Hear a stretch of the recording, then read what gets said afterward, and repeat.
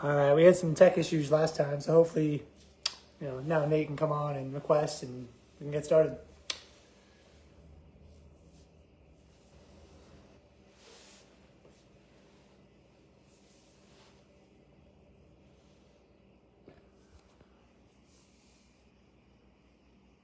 Oh, here we go. Let's go.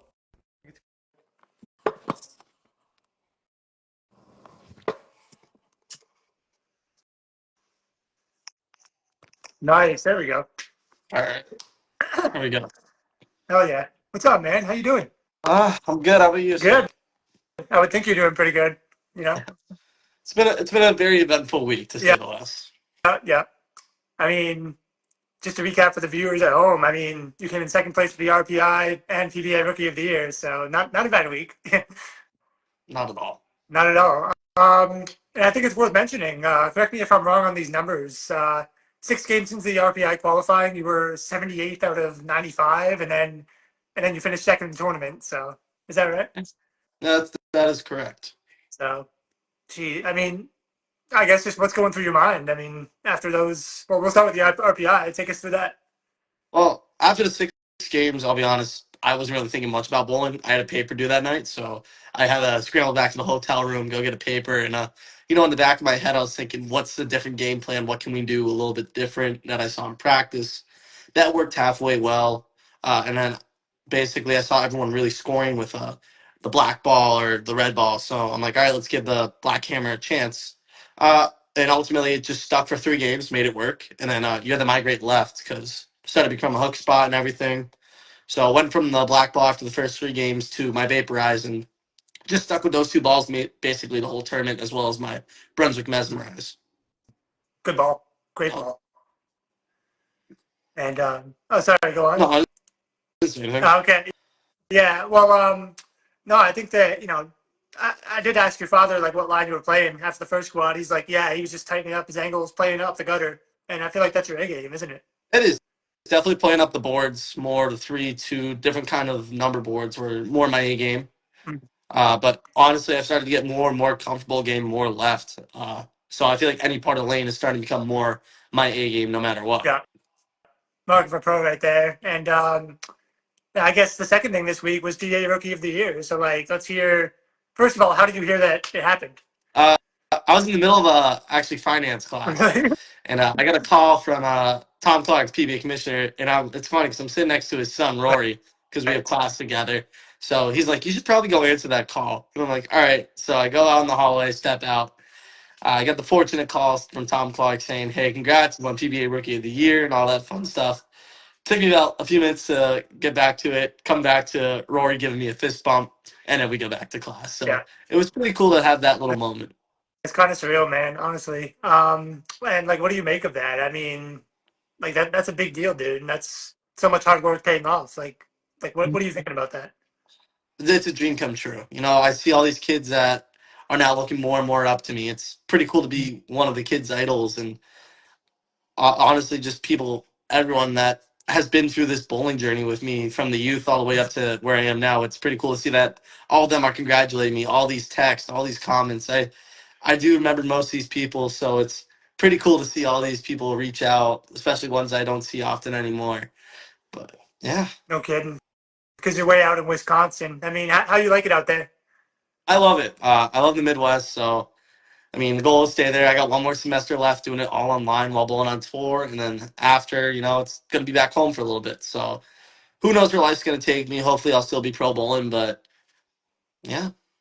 I have a feeling you'll be out there in some capacity. I mean, going back a little bit, you started bowling regionals full time last season, and of course, you won Player of the Year in the Midwest and Rookie of the Year. So, I mean, like, what do you make of that? That's pretty crazy. I mean, that whole year I was really going for Rookie of the Year. Then after capturing my first title down in Lockport, we said, oh, shoot, we got a chance to win this Player of the Year. We booked some flights, went all to every regional stop, and ultimately just sat there and, basically led the region by 5,000 points, which was a little bit unheard of at the time. Mm. But it was unanimous Rookie and Player of the Year at that time. And ultimately, I was able to pass it down this year where someone else in our region did take it over in Ryan Burton. So shout out to him for having a tremendous season. of a bowler. I mean, 5,000 points. I mean, I gotta ask, like, just what you think sets you apart. I mean, I know in our last interview you mentioned controlling the pocket, you mentioned spares, ball motion, but I feel like you just have that X factor. Like, what do you think really sets you apart from the field at such a high level? I think it's the fact that I can really play any part of the lane. I can do manipulate my ball motion, manipulate the lanes, do stuff that other people can't that people would love to do. So I feel like that really sets me apart, as well as my mental game has grown so much to where How? I'm not letting one or two bad shots affect me. I'm letting that stuff go, getting ready for the next shot, and how I can prepare to really make the most quality shot and get as much pins down as I can on the first ball. Mm. So it's all really coming together at this point, isn't it? Yeah, it's pretty much a full circle moment at this point. Love it, man. That's awesome. And what else was I gonna say? Oh my God, yeah. So I believe it was last season, or was it? It was earlier this season. You were on the Rising Stars Challenge, Yeah, and you got to bowl with Pete Weber, meet Pete Weber. I wanted to ask, what was that experience like? it was a dream come true. You know, you watch these guys growing up. You watch like Pete Weber's, all that stuff on his TVs as you're sitting right in front of it. It was pretty surreal to be bowling with Pete, EJ, Kyle, Walter Ray, like guys you idolized as kids. It was very fun. As for Pete, he's a very nice guy. It's pretty cool to really just mention that, hey, I've been watching you since I was like 3 years old, made him feel old. But I mean, he knows he's in the PBA 50, so that's a different story. But I mean, it was still a dream come true to be bowl with one of your idols. For sure. I mean, it goes against everything you saw with Pete back in the day on TV, but in real life, he's down to earth, and he's the opposite of that, from what I hear, from what I Yeah. heard. Yeah. And how was that thing set up, like the Rising Stars Challenge? How did you hear you're going to be on that? I got a call from one of the PBA people. They said, "Hey, we want you to be part of this thing. We feel like you've earned it through the regional season. We feel like you're going to be coming up and comer this upcoming season." So I got that email, and couldn't say no to Phoenix, especially bowling at the Raceway. So it was pretty cool to be part of a two-lane built for that kind of moment bowling alley, and just to be under the lights again was pretty cool, and honestly something I'm going to keep for the rest of my life. Yeah, that's the second time now. Yeah. And I know the other guy on that show, Dio Bernard, he's one of your boys, Oh, isn't he? he's a good kid of mine. Yeah, he's a good friend. Yeah. And I mean, that kid's a stud. Like, what do you think makes him so good? Because I feel like he's another two-hander, this time on the left side, and he's been tearing it up as well. I think just for him, he can do anything with a bowling ball. You ask him to throw back a ball, he'll do it. Ask him to play up the two board, he'll do it. I think just Dio Bernard sets himself different, and he wants to be the best at every part of the game, and he'll keep on working his butt off until he is the best part of every game. And he's also just a fun guy to be around. Hmm. He's always smiling, always laughing. You could tell he's just having a good time being out there. Yeah, no kidding. And what else? Yeah, the Cheetah tournament. You almost made the show. You came within, I believe it was one game against Alec Keplinger, and you came very close to that show as well.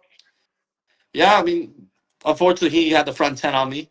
And there's not much you can do when someone really does have the front 10 and you start spare, open, basically off the sheet. Right. But, I mean, to be that close, but was pretty cool. I mean, I knew I had more chances later in the week with Scorpion, Shark, and hopefully the World Championship. And I did get those chances with two of those cuts. But, I mean, just to make it that far, beating Belmo and just to fall short of the show was still pretty surreal. No kidding, man. Can we talk about that double match? I mean, just walk us through it. What's it like? I mean, first few games definitely nerve wracking. You're going against one of the idols you grew up, one of the guys that changed bowling, the biggest major winner, probably the most well known bowler in the world. You had those nerves those first two games. This guy you want to beat, and I ultimately let those nerves get the best of me in the second game. I had a chance to really close it out and tug the ball, got a 6 count. But after that game, I saw Belmo's look start to go away while mine was still really solid, really there. So I knew I had him at that point. I knew if I just threw more quality shots, let the ball do its thing, I knew I could beat him. And threw the quality shots, kept myself in it one shot at a time, and also was fortunate enough to be one of my items. No kidding. I mean, what a moment that must have been. I'm sure at the moment you were like, "Damn, is this really happening?" And then it's just the culmination of so much hard work. Yeah, I mean, unfortunately, I couldn't have too much time to soak it in. I got a bowl right after, but it was still pretty surreal. Yeah, no kidding. and then another moment is like tour trials. Now you're PBA tour exempt for the entire season. I mean, that's amazing. I mean, take us through that. Yeah, I mean, it was just 4 days, 12 games. It was all a mental, physical grind. I mean, a lot of guys were out there bowling for their careers as well as I, but it's just it was a mental and physically grinding game until game 48. You saw the videos. You saw that there were a lot of people's games that did ride on that 48th game. I was lucky enough to be locked up pretty much after game 47 and not really have to worry about game 48. But I mean, watching those guys and seeing like how much this tour trials, how much it really means to them, having the full on exemption, the free entries, how it could really change their life. It was really like mind boggling to me and like really showed that being like, damn, I'm one of these guys. I'm one of these people that earned this spot. I really proven myself. So yeah, I mean, it was just a lot that week. I can imagine. And then around that time, didn't you go on the cover of Bowler's Journal as well? Uh, I made it. I wasn't the cover. I made a few pages into the book, but Um, yeah, I mean, it was pretty cool to tell my story about how I started my college career from the youth up to college, up to regional, up to now the national tour, which was pretty cool. no kidding. And how did you find out about that? Did you get another phone call for that as well? Yeah, I did. I got a phone call from someone at Bowler's Journal, and they're like, "Hey, we want to feature you in the story." And I can't say no. I always love telling people my story. I think it's one of the more unique ones with the way I started and all that fun stuff. Yeah, started from Wii Bowling, right? Yes, sir. So let's get the record straight. Are you the best Wii bowler in the world? Let's start with that. Oh, I like to think I'm one of the better ones. I definitely think I'm top 100. I definitely know a strike cheat to every Wii Sports game, so I do like to think I'm top 100 at least. So, We'll say that. yeah, I think I'm pretty good. We'll say that. I mean, I don't know. You're also getting there in real life as well. I mean, one thing I want to ask about, I guess, is just like for every bowler, everyone who picks up a bowling ball kind of dreams of doing some of the stuff you've been doing. Like, how do you get to a point in your career? Like, enlighten us. Like, what does it take to win a regional? What does it look like? Kind of grinding and getting to that point. A lot of hard work, a lot of dedication, and a lot of just absorbing. I did my work. I've put in a lot of hard work, and I've also learned a lot. Like during my bowled a few regional stops before even winning my first one. I learned a lot from like Kevin McCune, EJ Tackett, all those guys. I mean, EJ and I had a nice conversation. We actually fixed my mental game the other day. So it's a lot of absorbing, a lot of learning from these guys that have done it out on the national tour or the Hall of Famers that you talk to. You got to go with that killer mindset. Can you elaborate like the killer mindset? Like, how Yeah, do just you? just showing that you're the best there. I mean, Tom Clark says this best. He's like, you're always there to win. You can't go in there thinking, oh, I'm going for a cash spot or I'm going for this X amount of places. You always got to go in thinking you're going to win. You got to have that mindset that, like, every shot's got to be good. If it's not a good shot, what are you going to do to make it better, kind of thing? For sure. And like, what are EJ and McCune? Like, I don't know if you want to give away all the secrets, but like, what are some of the things they told you that really kind of stuck with you? That was the same exact thing he told me. AJ, just go into every tournament thinking you're going to win. He told me basically we were at a little charity event we were both helping out with. He said, if you aren't there to win, you're not going to win. You got to be there to win. And I took that to heart and ultimately helped me succeed at the RPI. I mean, I started out pretty, like I said, I started out pretty crappy, 78th. And I remember what he said. He said, you got to go in there to win. So after that block, I came in the building thinking I'm the best bowler in that building. No one's going to beat me. And sure enough, I pretty much proved myself to be the best bowler in that building for that second block. Yeah, damn right. Um, what else was I gonna ask? I mean that's great insight, and that's awesome, man. I mean, I do want to switch gears to talk about your sweeper coming up because you got a sweeper on the 28th, right? Yeah, I got a little tournament going on. Nice little $75 entry fee, 5 games guaranteed. 1 and 4 will cash on a PBA Scorpion. So all scratch. Anyone's pretty much open the bowl. But yeah, I mean it'll be a fun one. I mean definitely a little laid back kind of tournament, but also a chance to win some money and a chance to understand that what us PBA pros bowl on the national Mhm. tour. Yeah, I feel like there's a lot of casual bowlers who, I mean, they know that you guys are good, but they can't really truly appreciate it till they're on the same conditions, you know? Yeah, that's my big thing. I want people to understand that PBA bowling is a lot different than your typical house shot. If you really want to take your game to the next level, this is the place to do it. Start out here, see how you do, and then keep on practicing on these patterns. Get ready for this kind of stuff. Then maybe try regional here and there. I mean, regionals are always a great place to start as well. Yeah. Do you remember your first regional? Take us through Oh, that. what was my first regional? Yeah, my first regional I made cut. It was the AMF Airport Lanes up in Buffalo. I was coming off the show. I think I was like 17, 18. I bowled my first one. And I remember I was bowling with Tim Foy. Total blast, by the way. I love that guy. And Yeah. he was just ultimately just telling me everything. I was absorbing stuff from him through Purple Hammer all day before the Purple Hammer was banned. And, he was just telling me all the insights, made the cut, and ultimately did not bowl well in match play. But I think I finished 12th out of a decent amount of bowlers. So it was a pretty good first regional. I got to the last game, which was the big thing. I would say so. I mean, that's the thing about regionals. Like, first you learn to kill it in qualifying, you make the cut. Okay, great. Now you're going to struggle in match play just because of the nerves and stuff. Then you deal with that, and then you start winning titles. Like, it's like a step ladder, isn't it? Yeah, So, I mean the regional guys are no joke too. Some of those guys can really bowl. So it yeah, was it was a little bit of nerve wracking not knowing some of the names. I knew some of them going in, but there were some guys that really caught me by surprise that week, which was pretty cool. yeah, no kidding. Um, I mean, I think we should do a segment here. If anyone, by the way, if anyone has questions, you can drop them in the comments. And Nate, would you be cool answering them? Oh yeah, 100%. Cool, cool. I mean, I guess what else? What else do you want to bring up? Anything else? I mean, I was Oklahoma treating you, my friend. I know you're out there now and all that stuff.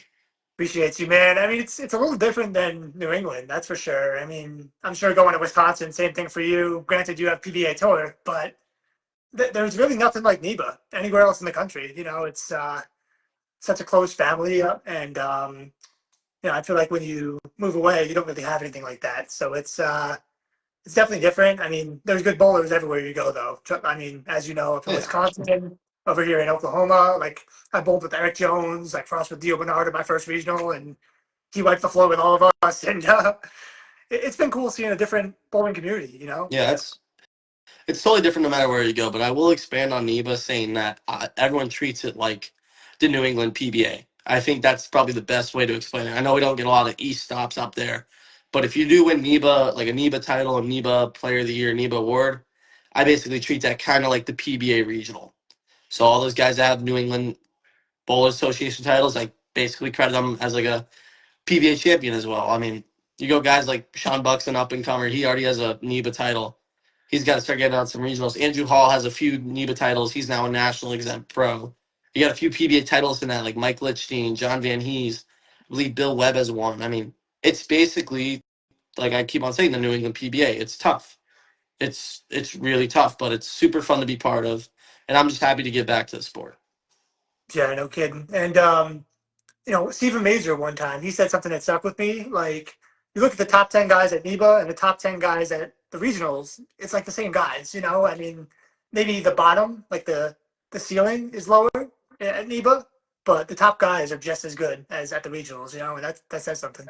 Oh, 100%. I mean, like I said, these New England guys can bowl, and unfortunately, our region is a little underrated, I feel like. But, I mean, I'm just happy that my name and Andrew Hall's name can really get out there, really hopefully make a splash this year on tour, and hopefully put New England back on the map. Yeah.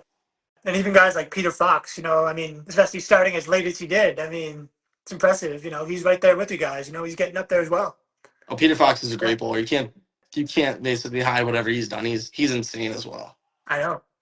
No kidding. And are you going to be coming back to New England like after college? Do you know yet? Most likely, I'll be back in May. I mean, that's the plan. I plan on running a few sweepers as well, hopefully over summer. Hmm. Just got to find a center and some time to do so. But excuse me, that's the plan to do is come back home, see what I can really do to help the impact bowling community. I know I started my own basically youth series that my dad has taken over, but I'm gonna try and run some more adult stuff. That's the plan at least. Hmm.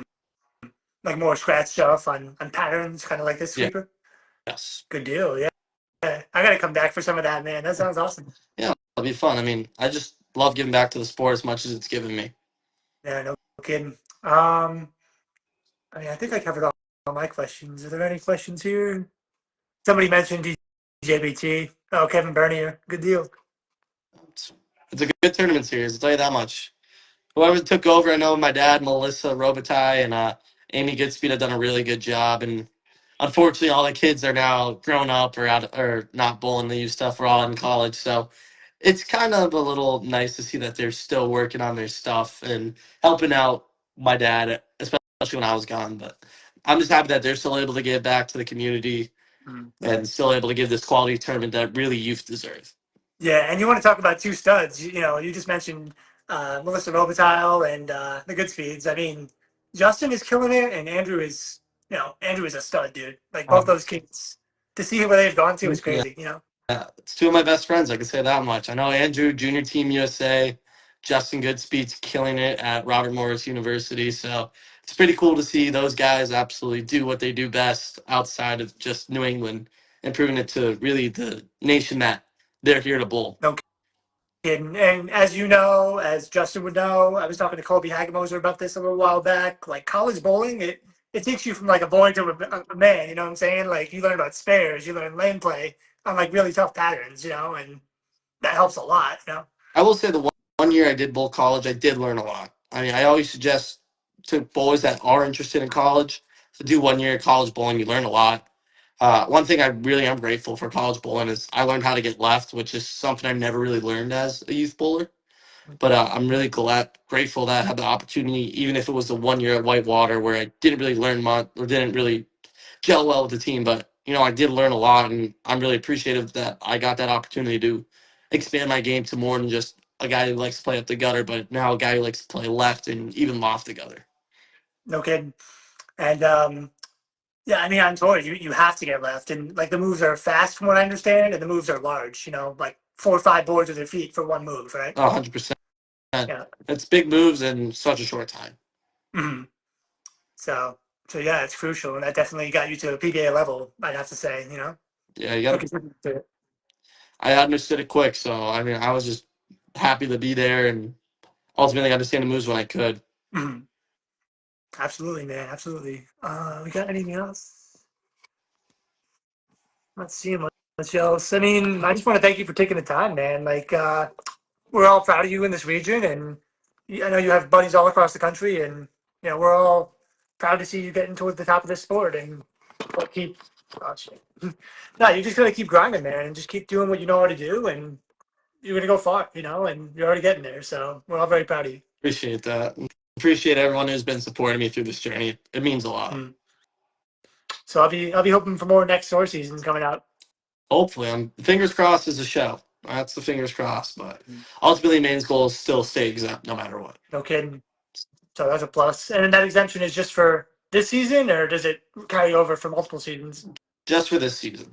So the Okay. goal is to stay exempt for next season as well. Yeah. Still, you're definitely at an advantage. You've definitely earned that advantage, and yeah, now you just got to make a show. We know you can get one game away, which is basically a coin toss at that point. And yeah, I expect that you'll make some shows. You just got to make it happen, man.